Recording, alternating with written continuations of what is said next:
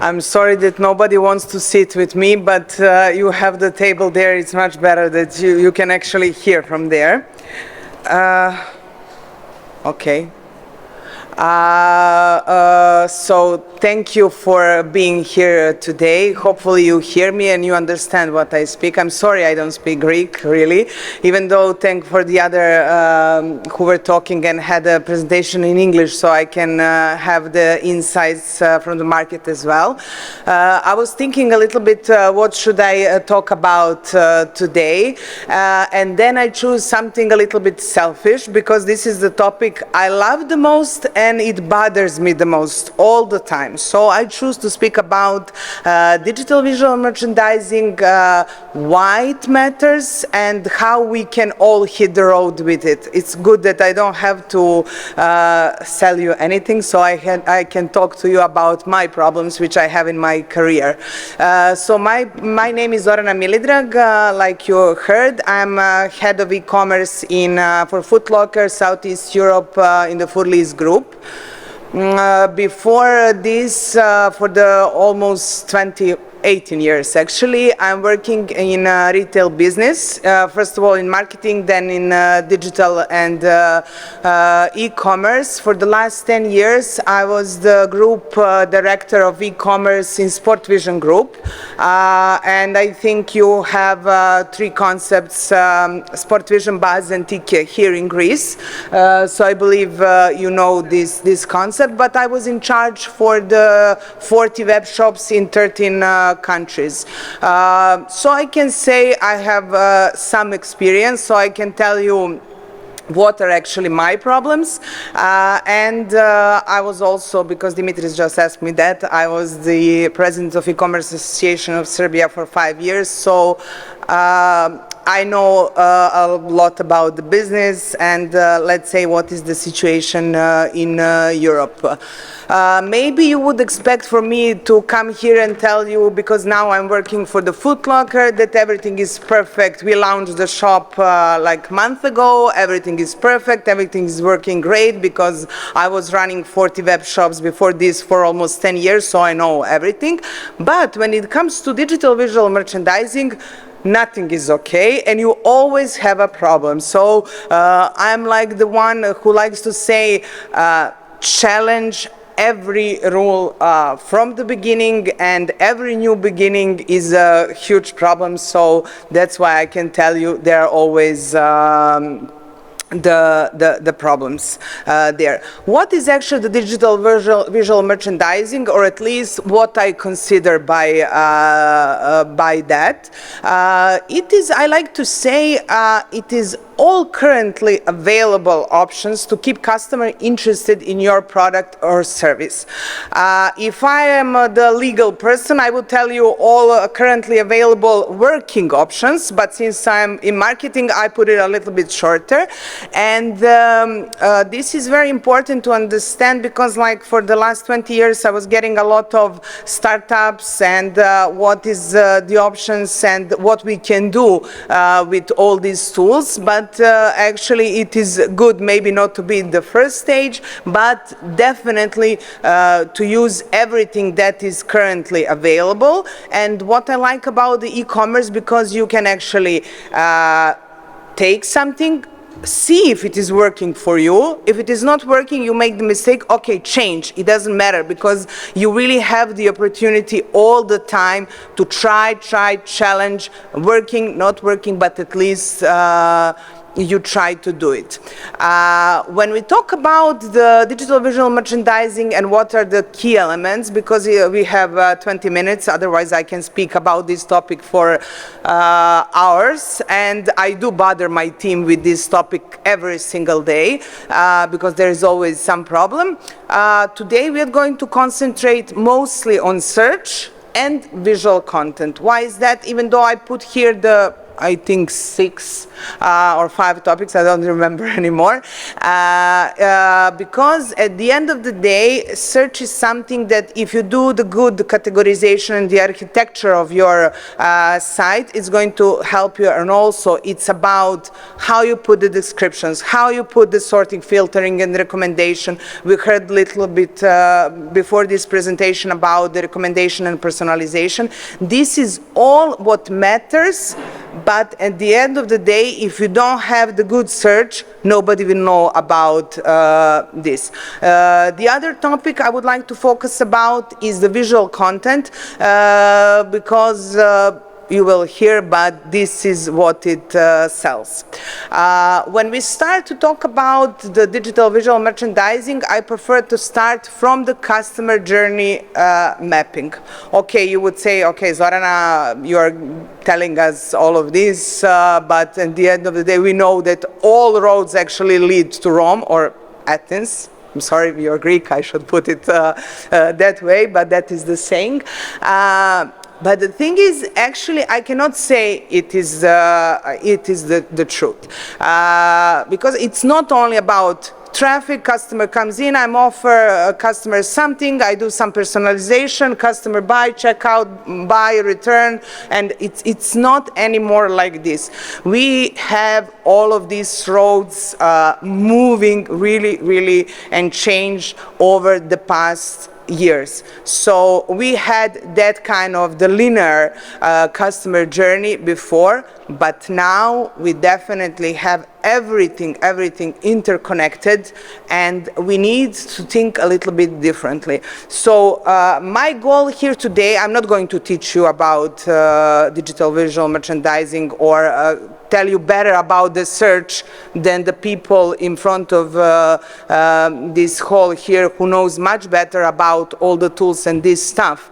But what I would like you that you have as a takeaway from here is just the inspiration how maybe you should think about the digital visual merchandising, and maybe what to look for and talk to the people in front of here. Because the whole point is we really don't go online anymore, we live online. Maybe I'm desperate, but when I wake up, I take my phone and I look at it, what is happening, and I can say that I definitely live online.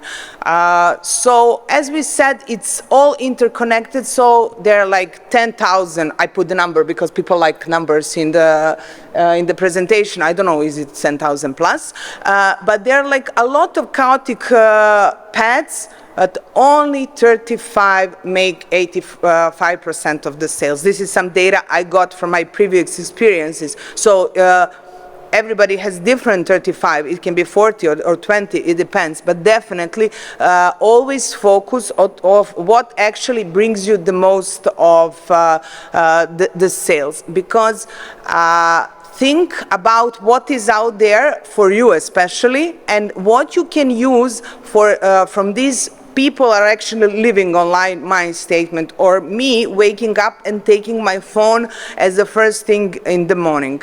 So I'm going to show you this video just to, again, think about what should you do with your own business.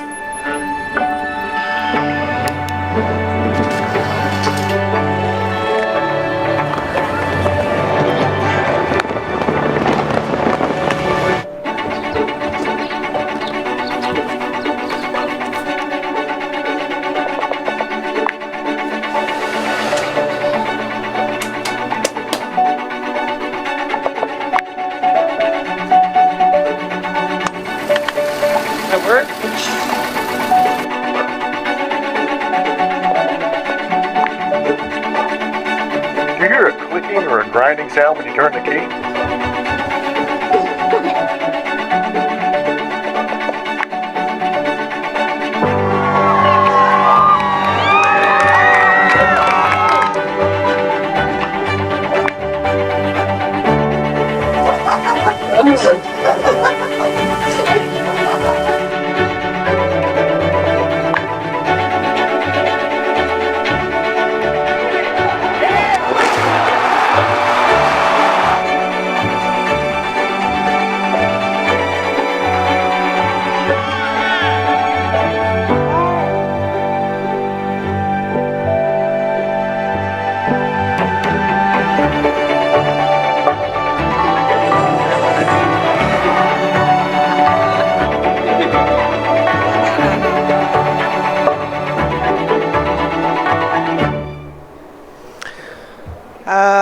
The whole point here is I was sitting a little bit before with Dimitris there, and the same moment we were talking, he searched about me on the LinkedIn or wherever, you know, like this is the whole point. So whatever we talk, I should search after this presentation the Calvin Klein underwear, and I was thinking, okay, I should do something and buy something. This is the think always like your customer, and what we can do with all this mess of the digital world and all of our moment and us living out there. So these micro moments are happening all the time. It's on all of you how we can use it and what we can do out of it. So now you're saying, okay, you're telling us something that we all know, but basically there is like 80% of the companies, they say they want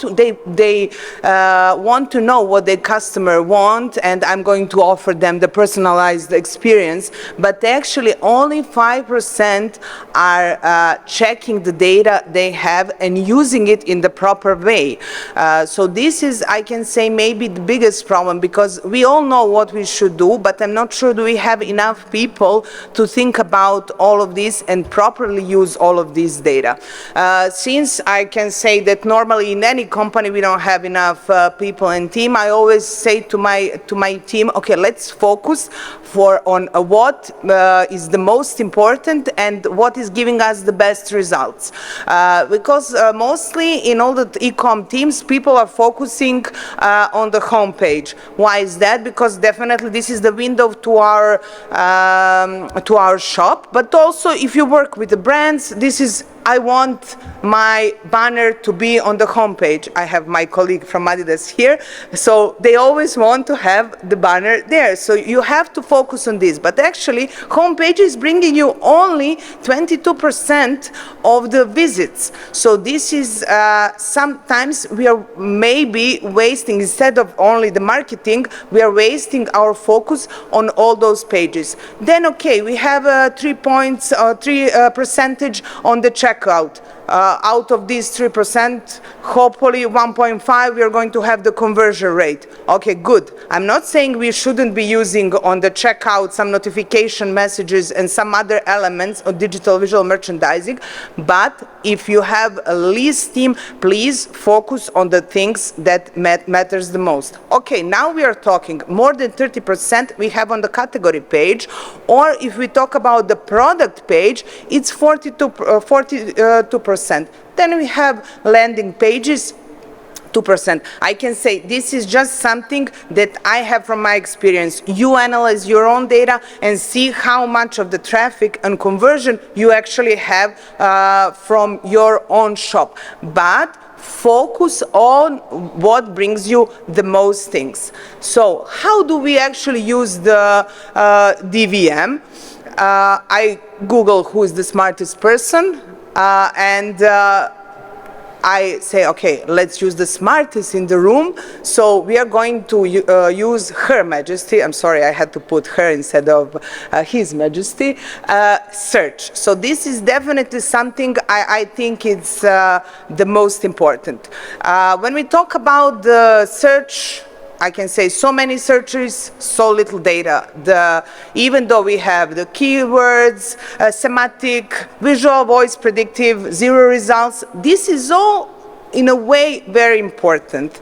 But what is the biggest problem there is basically what you have as a data that this search actually works. So I always put the focus on the people or the brands you work with, and do you have enough of data and how you put them. Because if you don't do the good attribution, categorization, description, all of this stuff together with your dev partners, you're going to have the problem in search. Then you can say, okay, my search is not working. I have later the meeting with some partners from the search startup and the company, and sometimes I notice that somebody can say, oh, my visual search is not working. It depends on us. When I say on us, from the business what kind of data we actually have. Okay, here I put the six different things, but the whole point is this is something I've been to London, I think 6 years ago on the digital visual merchandising presentation and education, and it was 4. And then we were talking at that moment a little bit more about how it's going to work the visual search, and now it's 6. It can be 10. It doesn't matter. I think what actually changed over those years are how we search. So before we had, I'm going to put the keyword, I'm looking for sneaker. Of course, I'm going to say sneaker because I'm from that industry. So we were searching for a sneaker, or I would search for sneaker for running, for example.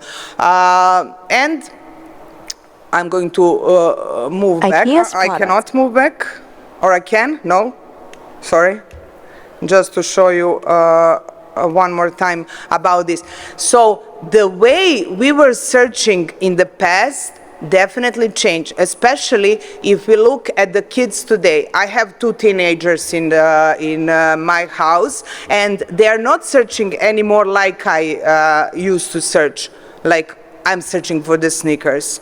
Now, if they want to search, they would go to ChatGPT and communicate in that way to the search. So we need to adapt on this. When I say we need to adapt our descriptions, our attribution, our categorization in that way, because my husband, he used to search, I'm looking for TV of that inches or that dimensions. But my son, he's searching, I'm looking for TV to watch the EuroLeague championship in the room with my friends of 20 square meters. So they're talking, they're communicating with ChatGPT. So if you want to have the proper search, stop looking at these silos and looking in this way, and put the blame on the technology. Poor technology is not to blame on anything. It's about us. We need to think as our customers and start communicating, because younger people, they definitely like to search in the way of more social manner, and they think of the ChatGPT as a person. So use this to change how you set up your own shop. I will show you like how IKEA did this. I think this is a few years ago, this video, but still just to understand how they were thinking and to inspire you to think in the same way. IKEA's products have always been inspired by how people live in the real world. There's a variety of everyday dilemmas that can be solved or improved by our products. How could we remind people of this? These days, most of us turn to the internet for answers when problems arise. To prove that IKEA can be a part of the solution, we created what we like to call retail therapy. We simply renamed IKEA's products as the most common Google searches about relationship problems in Sweden. When you Googled your problem, you found an IKEA product with the exact same name, on a site identical to IKEA's main shopping site, a product that might help you improve your relationship at home. So whether it's a snoring husband, a never-ending gaming son, or any other relationship problem you have, IKEA can come to the rescue. Or at least put a smile on your face while you keep Googling for an answer. Thanks for watching. So stop thinking of your customer or just someone out there. Think about them with emotions and how they think and how you can be their friend. If you enter to the Foot Locker shop, you talk there to Vasilis, and he's going to speak with you. Please start using the e-com, your web shop, as it is Vasilis or I don't know, Stavrula, and talk to your customer like you are the salesperson, the striper, from the store. So this is very important, and start thinking as a ChatGPT, and like your customer is going to look at your shop as on ChatGPT. Yesterday, my son sent me 5 times to increase him the time on the phone for the ChatGPT. So definitely we have to start giving them that kind of explanation. So because I was preparing my presentation, I put, this slide to be black so you can listen to me, but now I'm going to show you, because last night I was preparing the presentation. I was like, okay, I need to put some slides about the ChatGPT because I'm talking about that, and I use it to see, this is what I ask: how to be funny and smart on my e-com presentation about the visual merchandising in front of amazing Greek audience who knows everything about digital already. And maybe because I made all of the rest before, and I think I only didn't use Greek. I'm sorry, they say to put something, maybe with the name, I said something. So definitely we all need to use AI or go home. Please don't be Zorana from few years ago, which is 40 plus years old. We all need to be as our kids and start adapting to that. When we, and I don't know, has ChatGPT answered correctly, but this is what they think about what should I do with presentation with you. Then I mentioned about the visual content, and this is definitely something that sells. So more than listening, customers love to look. Visual content definitely sells.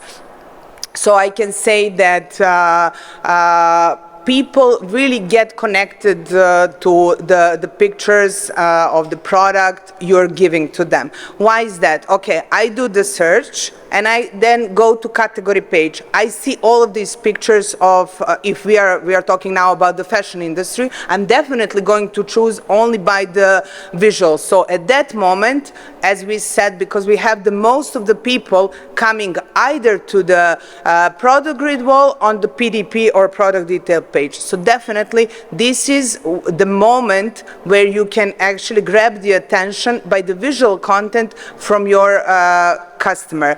And no matter how sophisticated website visitors are, they are not going to read so much, especially at that moment, of what you have to tell them about the product. Okay, the description is good, so you can have the optimization and for the search part, but nobody is reading that much anymore, to be honest. So what I like is I always put some kind of checkpoints for me and my team, that what we need to do. We need to have the high resolution images, that all the pictures are the same size. For example, all pictures are the same size. I'm telling you now it has to be like that. If you go to footlocker.gr now, they're not on the same size, because I work with the multi-brands and we get sometimes on the wrong size. There are softwares as well for that.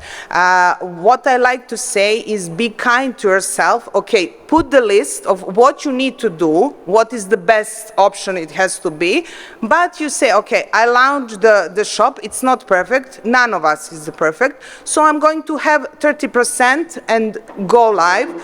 Then after 6 months, I'm going to have 70%. In a year, when I have a team, when I have money to invest in all the tools, it will be perfect. I'm not saying that everybody should have video, 360 photo, everything perfect, but at least have this list all the time and put in front of your team what is there to be on PDP, what is important for the customer, and try to put that as a goal on the long run.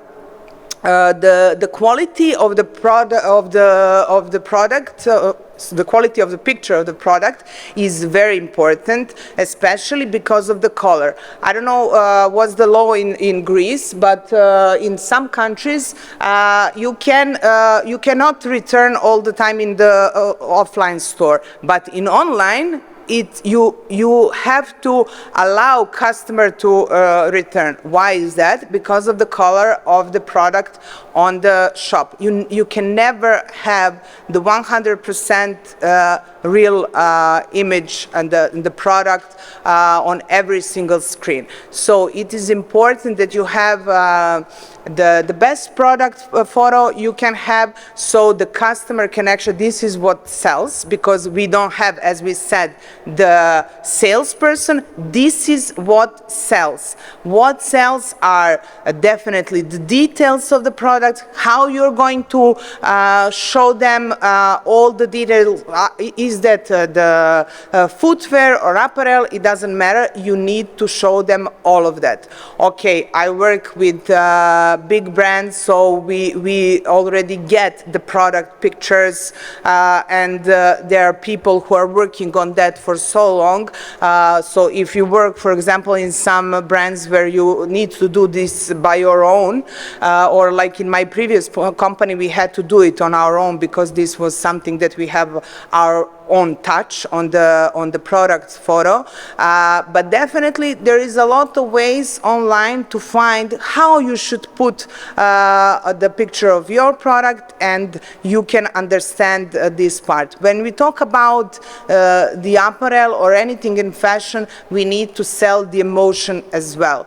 Why I'm saying that? Because if you give the context to your picture, it's totally different. Okay, it is good to have the product picture like this, but then you need to put it on the mannequin as well. Okay, if you are working for the brand, maybe that you don't have all the pictures on the mannequin, then focus, say, okay, I'm going to take the pictures of 20 products that are selling, that are the best sellers on the mannequin as well, and have them perfectly done. And for the rest, I will have only the product photo. So don't expect everything in digital visual merchandising to be perfect, because it will never be. At least just focus on the things that are very important. So many things, so little time. They're like the whole studies about how every single picture of on the e-com should look like. But next time maybe we will have the whole day that I talk about this topic that I'm passionate about. But at least start thinking and start researching.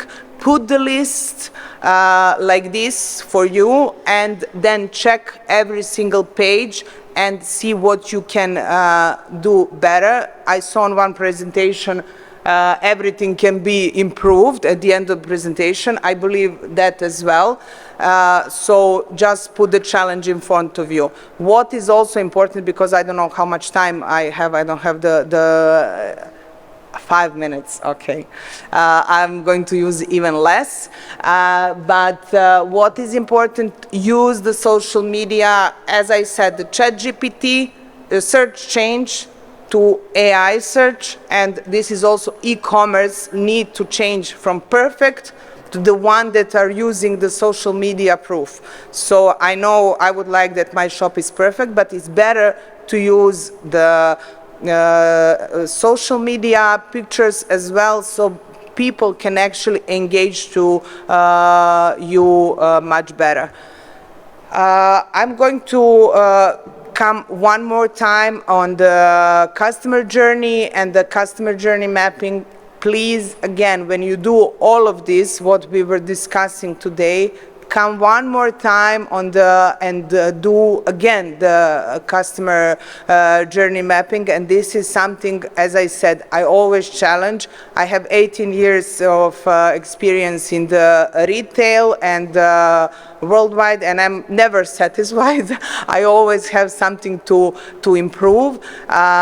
Please use this also to have understanding that you need, and you can change and improve everything all the time. I think I put it a lot. The whole point is customer journey is not about just these touch points we put there. but actually we need to understand our customer and getting them down the funnel. And I hope you are not going to be the one between those 95% that are actually not analyzing data, but you will start thinking like your customer. Because yesterday I had one meeting with my team and I did one thing with them. I asked, it was 3 of them on the meeting, and I asked each one of them, what do you expect after this banner? What is the list you expect after this? And 3 of them said something similar. They said what they are expecting. We opened the banner and the list was totally wrong. It wasn't of none of them what they said. And I said, okay, you know your job, go and fix the product category page, what is there. So do this exercise every day, whatever you have on your home page, think, okay, what am I as a customer expecting when I click on this button or I enter some shop? What is my expectation after this window? And start improving like that. And thank you. Ευχαριστώ.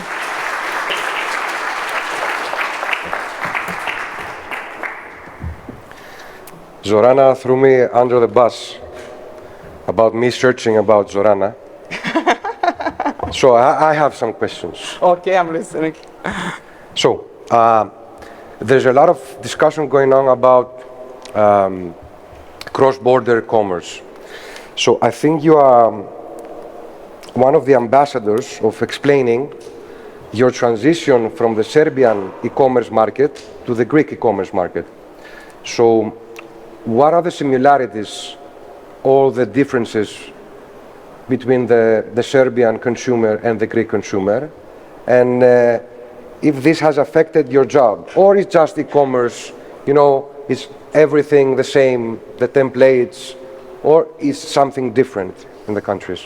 Okay, since I didn't spend the whole 5 minutes, I will have time to say more. First of all, I did both cross-border sales and developing in each country. So in Sportvision, in my previous company, we did the cross-border as we had in Slovakia the big warehouse, and from there we were actually showing, because in each country we have the separate company, but there we had 70 warehouses location, and we could actually offer to the customer in Croatia, for example, whatever is visible in Czechia, and vice versa. So this is something we connected 5 countries in how we call it our Western countries. So this is one topic, and this is very, very complex topic, which I actually wanted to talk about, but one friend of mine from e-commerce told me Greeks don't believe in cross-border sales, so I was like, okay, I'm not going to talk, but if you're interested, I can do that next time.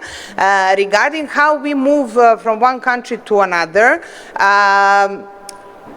I work for the company before and now that has the international brands. So when customer wants to buy, I'm not Nike TN or Adidas Samba, for example, this is the same customer, and they want this part of internationalization. So this is definitely something that is the same. So in my terms, I can say it is the same between countries. What changed is the calendar. For example, now we are setting up the calendar. It is different because you cannot start back to school on 20th in offline in Greece, because everybody in August are on the seaside, or in Bulgaria, the school starts on the 15th of September, or Black Friday is different in Romania.